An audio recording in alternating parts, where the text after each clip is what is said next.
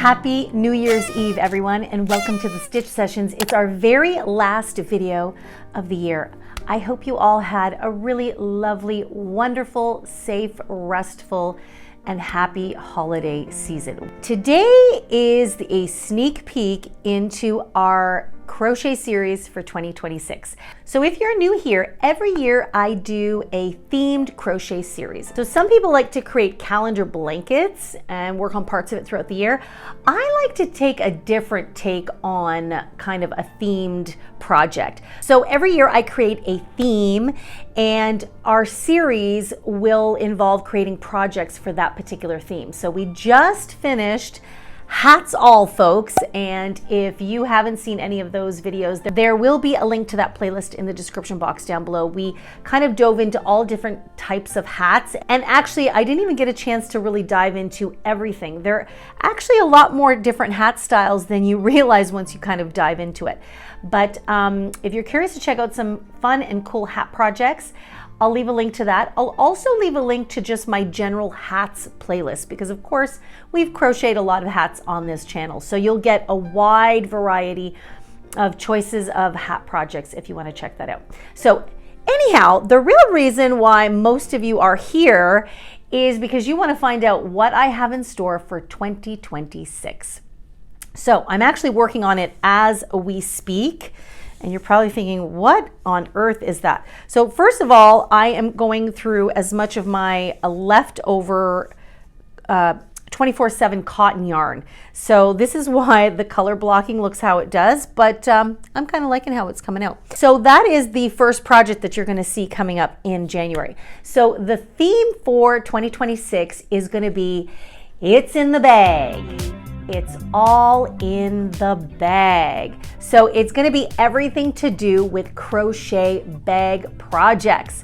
So there's a wide variety of different types of bags or enclosures. So, you know, most people think of maybe purses or market bags. You will see a couple of those in this series, but there's also going to be a kind of quite a few different interesting takes on the idea of, you know, what a bag is used for, and how we interact with it in our day-to-day lives.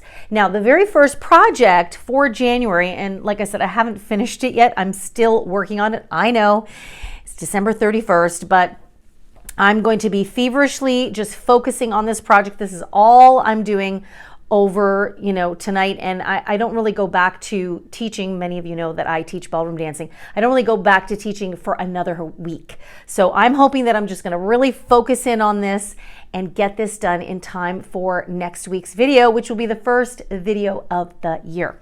Now, I brought this one out because I just wanted to show you what I'm making is a shoe bag. And I thought this would be really great because the month of January, the weather's kind of miserable where we are up here in Toronto. It's slushy, it's wet, it's snowy.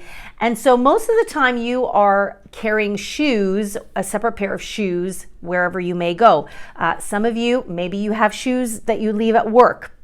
But if you're visiting or something like that, like maybe you want to carry a dry pair of shoes or even some of your own slippers. Now, I use shoe bags all the time because, as I've mentioned before, I am a dance teacher as well. So we're known for having tons of shoe bags. Now, this particular bag I made several years ago. In fact, I think this was part of my 12 Gifts of Crochet series back in 2019. Of course, there will be a link to this in the description box down below. This bag has gotten me so much attention everywhere I go among the dance community because it's just designed differently. I used the Bernat home deck yarn to create this bag, and sadly, they don't carry the white anymore.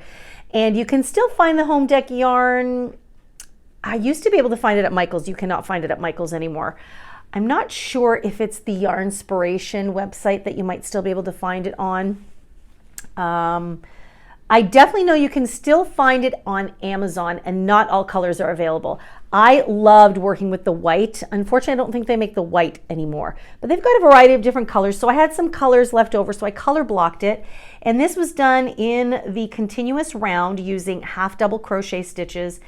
And the cincher of this bag is, first of all, there's a little handle here, and there's a little eyelet round where you can place a a tie. Now, I actually used a waist tie from an old robe that I stopped using.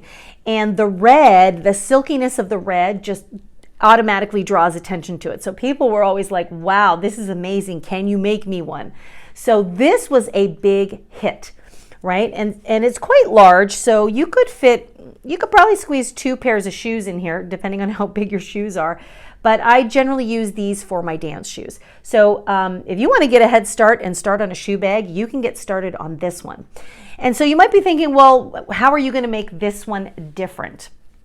And how is this big, long piece of fabric going to turn into a shoe bag? Well, I'm going to make this a little bit of a different design because I'm going to make it so that you can separate the shoes, or you can actually have 2 separate pairs of shoes in the bag with a little inside pocket. So it's going to be a slight design adjustment on this other shoe bag. So I hope you'll find that interesting. And if you're looking for something to do tonight, like maybe you're gonna stay in tonight. I know I'm now at the stage of life where New Year's Eve, I just like staying inside and cozy, watching lots of movies and eating some treats and just snuggling up on the couch. So I always have a crochet project near me, so you guys know I'm definitely going to be working on this one. But if you want to kind of dive into a shoe bag, especially to kind of get yourselves ready for going back to work, then you can find this project video ready to go for you so you can work on it. So, you know, you can use scrap yarn for this to color block it if you want. So it's a great way to use up scrap yarns. Like I said, I adored that Home Deck yarn. It's like a tubular yarn. You could use some t-shirt yarn, but I find that this particular tubular yarn, that's hard for me to say, is a little bit more, it has just a little bit more sustenance to it. I can't explain it. But t-shirt yarn will work really, really great for this. And it's nice and cushy. And the great thing is you can always throw this in the wash and refresh it. So you can get started on that right now. And I hope that you're excited about all of the bag projects that we are going to create this year. I still cannot believe that we are at the very end of 2025. It is insane how quickly the year has gone by. So that is it for today's quick little video. I hope you're excited about taking on 2026 and working on our new projects. Now, if you have any bag suggestions, by the way, please do leave those for me in the comment box down below, because I've already got a head start on a few other projects as well in relation to some bags. But there's still lots of rooms for some more suggestions from you guys. So make sure to do that. And come say hi to me. I am also on Facebook and Instagram at The Stitch Sessions. And you guys know I really love it when you tag me in your projects, because I always want to know what kinds of creative things you guys are going to do with colors, right? Like, I'm a big color girl. I love lots of color. All right, that's it for me today. I hope whatever you're doing tonight is wonderful, fantastic, and makes you happy. So happy crocheting, take really good care of yourselves, and I'll see you guys in the new year in our next session. Bye-bye.